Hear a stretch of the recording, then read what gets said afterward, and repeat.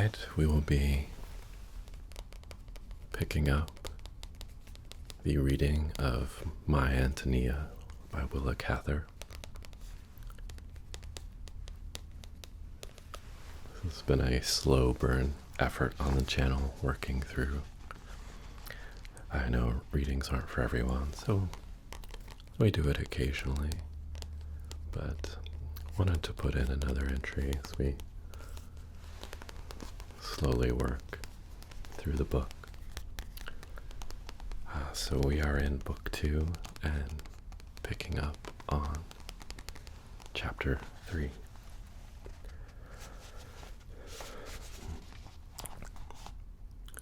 On Saturday, Ambrose drove up to the back gate, and Antonia jumped down from the wagon and ran into our kitchen just as she used to do.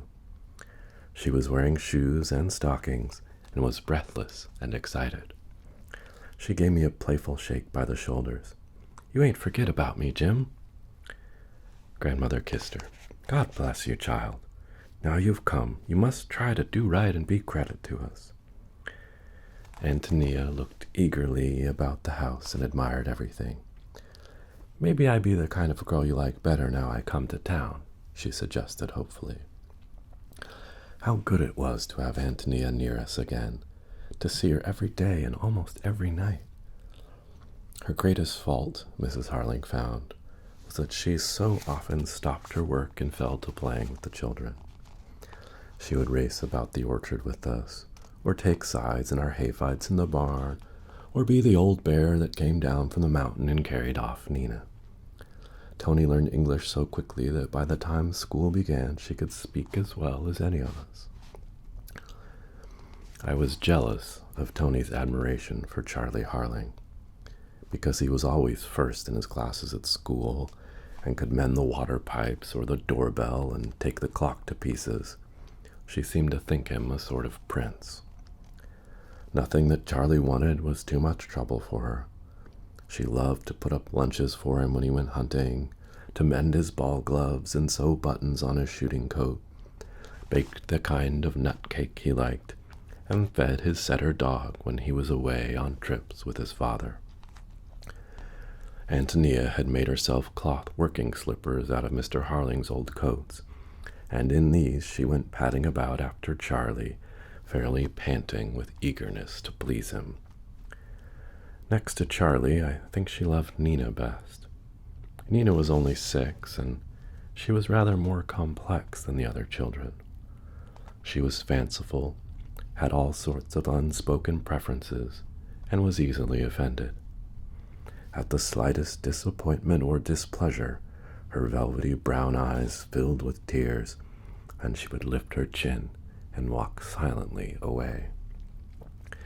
If we ran after her and tried to appease her, it did no good. She walked on unmollified. I used to think that no eyes in the world could grow so large or hold so many tears as Nina's. Mrs. Harling and Antonia invariably took her part. We were never given a chance to explain. The charge was simply, "You made Nina cry. Now Jimmy can go home and Sally must get her arithmetic." I liked Nina too. She was so quaint and unexpected, and her eyes were lovely, but I often wanted to shake her. We had jolly evenings at the Harlings when Father was away. If he was at home, the children had to go to bed early, or they came over to my house to play. Mr. Harling not only demanded a quiet house, he demanded all his wife's attention.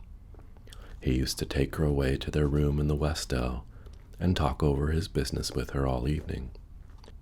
Though we did not realize it then, Mrs. Harling was our audience when we played, and we always looked to her for suggestions. Nothing flattered one like her quick laugh. Mr. Harling had a desk in his bedroom, and his own easy chair by the window in which no one else ever sat. On the nights when he was home, I could see his shadow on the blind, and it seemed to me an arrogant shadow. Mrs. Harling paid no heed to anyone else if he was there. Before he went to bed, she always got him a lunch of smoked salmon or anchovies and beer. He kept an alcohol lamp in his room and a French coffee pot, and his wife made coffee for him at any hour of the night he happened to want it. Most Black Hawk fathers had no personal habits outside their domestic ones. They paid the bills, pushed the baby carriage after office hours, moved the sprinkler about over the lawn, and took the family driving on Sunday. Mr. Harling, therefore, seemed to me autocratic and imperial in his ways. He walked, talked, put on his gloves, shook hands like a man who felt that he had power. He was not tall, but he carried his head so haughtily that he looked a commanding figure, and there was something daring and challenging in his eyes. I used to imagine that the nobles, of whom Antonia was always talking, probably looked very much like Christian Harling, wore caped overcoats like his, and just such a glittering diamond upon the little finger. Except when the father was at home, the Harling house was never quiet. Mrs. Harling and Nina and Antonia made as much noise as a house full of children, and there was usually somebody at the piano. Julia was the only one who was held down to regular hours of practicing, but they all played. When Frances came home at noon, she played until dinner was ready. When Sally got back from school, she sat down in her hat and coat and drummed the plantation melodies that Negro minstrel troops brought to town. Even Nina played the Swedish wedding march. Mrs. Harling had studied the piano under a good teacher, and somehow she managed to practice every day. I soon learned that if I were sent over on an errand and found Mrs. Harling at the piano, I must sit down and wait quietly until she turned to me. I can see her at this moment, her short, square person planted firmly on the stool, her little fat hands moving quickly and neatly over the keys, her eyes fixed on the music with intelligent concentration. 4. And this opens with a quote. "I won't have none of your weevily wheat, and I won't have none of your barley, but I'll take a measure of fine white flour to make a cake for Charlie."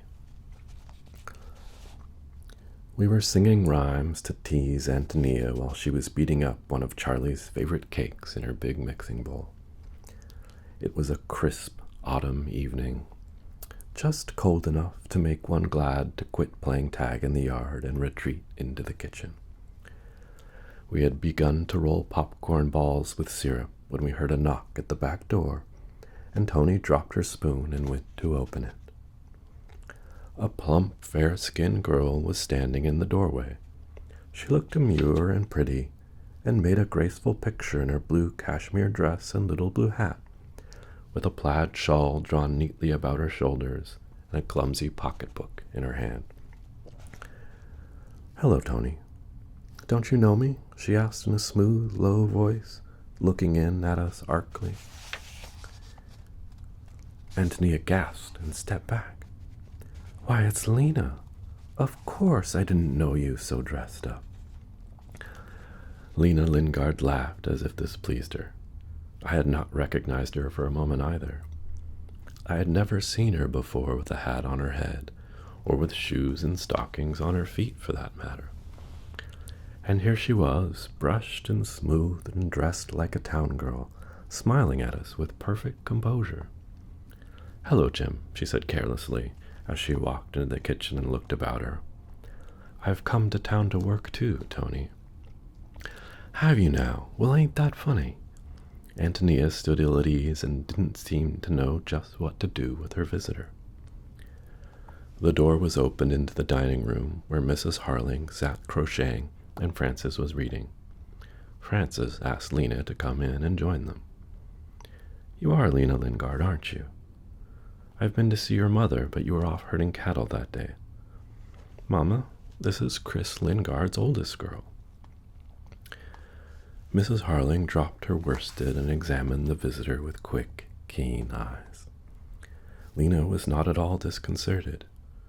She sat down in the chair Frances pointed out, carefully arranging her pocketbook and gray cotton gloves on her lap. We followed with our popcorn, but Antonia hung back. She said she had to get her cake into the oven. So have you come to town? Said Mrs. Harling, her eyes still fixed on Lena. Where are you working? For Mrs. Thomas, the dressmaker. She is going to teach me to sew. She says I have quite a knack. I'm through with the farm. There ain't any end to the work on a farm, and always so much trouble happens. I'm going to be a dressmaker. Well, there have to be dressmakers. It's a good trade. But I wouldn't run down the farm if I were you, said Mrs. Harling rather severely. How is your mother? Oh, Mother's never very well. She has too much to do. She'd get away from the farm, too, if she could. She was willing for me to come. After I learn to do sewing, I can make money and help her. See that you don't forget to, said Mrs. Harling skeptically, as she took up her crocheting again and sent the hook in and out with nimble fingers. No'm, I won't, said Lena blandly. She took a few grains of the popcorn we pressed upon her, eating them discreetly and taking care not to get her fingers sticky. Frances drew up her chair nearer to the visitor. I thought you were going to be married, Lena, she said teasingly. Didn't I hear Nick Svensson was rushing you pretty hard? Lena looked up with her curiously innocent smile. He did go with me quite a while, but his father made a fuss about it and said he wouldn't give Nick any land if he married me, so he's going to marry Annie Iverson. I wouldn't like to be her. Nick's awful sullen, and he'll take it out on her. He ain't spoke to his father since he promised. Frances laughed. And how do you feel about it?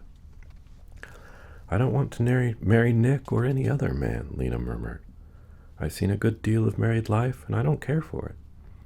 I want to be so I can help my mother and the children at home, and not to ask leave of anybody. That's right, said Frances. And Mrs. Thomas thinks you can learn dressmaking? Yes'm, I've always liked to sew, but I never had much to do with it. Mrs. Thomas makes lovely things for all the town ladies. Did you know Mrs. Gardner is having a purple velvet made? The velvet came from Omaha. My, but it's lovely. Lena sighed softly and stroked her cashmere folds. Tony knows I never did like out-of-door work, she added. Mrs. Harling glanced at her. I expect you'll learn to sew all right, Lena, if you'll only keep your head and not go gadding about to dances all the time and neglect your work the way some country girls do. Yes'm, Tiny Soderball is coming to town, too. She's going to work at the Boys' Home Hotel. She'll see lots of strangers, Lena added wistfully. Too many, like enough, said Mrs. Harling. I don't think a hotel is a good place for a girl, though I guess Mrs. Gardner keeps an eye on her waitresses. Lena's candid eyes, that always looked a little sleepy under their long lashes, kept straying about the cheerful rooms with naive admiration. Presently, she drew on her cotton gloves. I guess I must be leaving, she said irresolutely. Frances told her to come again whenever she was lonesome or wanted advice about anything. Lena replied that she didn't believe she would ever get lonesome in Black Hawk. She lingered at the kitchen door and begged Antonia to come and see her often. I've got a room of my own at Mrs. Thomas's, with a carpet. Tony shuffled uneasily in her cloth slippers. I'll come sometime, but Mrs. Harling don't like me to run much, she said evasively. You can do what you please when you go out, can't you? Lena asked in a guarded whisper. Ain't you crazy about town, Tony? I don't care what anybody says. I'm done with the farm. She glanced back over her shoulder toward the dining room, where Mrs. Harling sat. When Lena was gone, Frances asked Antonia why she hadn't been a little more cordial to her. I didn't know if your mother would like her coming here, said Antonia, looking troubled. She was kind of talked about out there. Yes, I know, but Mother won't hold it against her if she behaves well here. You needn't say anything about that to the children. I guess Jim has heard all that gossip. When I nodded, she pulled my hair and told me I knew too much anyhow. We were good friends, Frances and I. I ran home to tell Grandmother that Lena Lingard had come to town. We were glad of it, for she had a hard life on the farm. Lena lived in the Norwegian settlement west of Squaw Creek, and she used to herd her father's cattle in the open country between his place and the Chapers. Whenever we rode over in that direction, we saw her out among the cattle, bareheaded and barefooted, scantily dressed in tattered clothing, always knitting as she watched her herd. Before I knew Lena, I thought of her as something wild that always lived on the prairie, because I had never seen her under a roof. Her yellow hair was burned to a ruddy thatch on her head, but her legs and arms, curiously enough, in spite of constant exposure to the sun, kept a miraculous whiteness which somehow made her seem more undressed than other girls who went scantily clad. The first time I stopped to talk to her, I was astonished at her soft voice and easy, gentle ways. The girls out there usually got rough and mannish after they went to herding. But Lena asked Jake and me to get off our horses and stay a while, and behaved as if she were in house and were accustomed to having visitors. She was not embarrassed by her ragged clothes, and treated us as if we were old acquaintances. Even then I noticed the unusual color of her eyes, a shade of deep violet, and their soft, confiding expression. Chris Lingard was not a very successful farmer, and he had a large family. Lena was always knitting stockings for little brothers and sisters, and even the Norwegian women who disapproved of her admitted that she was a good daughter to her mother. As Tony said, she had been talked about. She was accused of making old Benson lose the little sense he had, and that at an age when she should still have been in pinafores. Ole lived in a leaky dugout somewhere at the edge of the settlement. He was fat and lazy and discouraged, and bad luck had become a habit with him. After he had had every other kind of misfortune, his wife, Crazy Mary, tried to set a neighbor's barn on fire and was sent to the asylum at Lincoln. She was kept there for a few months, then escaped and walked all the way home, nearly 200 miles, traveling by night and hiding in barns and haystacks by day. When she got back to the Norwegian settlement, her poor feet were as hard as hoofs. She promised to be good and was allowed to stay at home, though everyone realized she was as crazy as ever, and she still ran about barefooted through the snow, telling her domestic troubles to her neighbors. Not long after Mary came back from the asylum, I heard a young Dane who was helping us to thresh tell Jake and Otto that Chris Lingard's oldest girl had put old Benson out of his head until he had no more sense than his crazy wife. When Ole was cultivating his corn that summer, he was used to get discouraged in the field, tie up his team, and wander off to wherever Lena Lingard was herding. There he would sit down on the draw side and help her watch her cattle. All the settlement was talking about it. The Norwegian preacher's wife went to Lena and told her she ought not to allow this. She begged Lena to come to church on Sundays. Lena said she hadn't a dress in the world any less ragged than the one on her back. Then the minister's wife went through her old trunks and found some things she had worn before her marriage. The next Sunday, Lena appeared at church a little late, with her hair done up neatly on her head like a young woman, wearing shoes and stockings and the new dress, which she had made over for herself very becomingly. The congregation stared at her. Until that morning, no one, unless it were Ole, had realized how pretty she was, or that she was growing up. The swelling lines of her figure had been hidden under the shapeless rags she wore in the fields. After the last hymn had been sung and the congregation was dismissed, Ole slipped out to the hitch bar and lifted Lena on her horse. That in itself was shocking. A married man was not expected to do such things, but it was nothing to the scene that followed.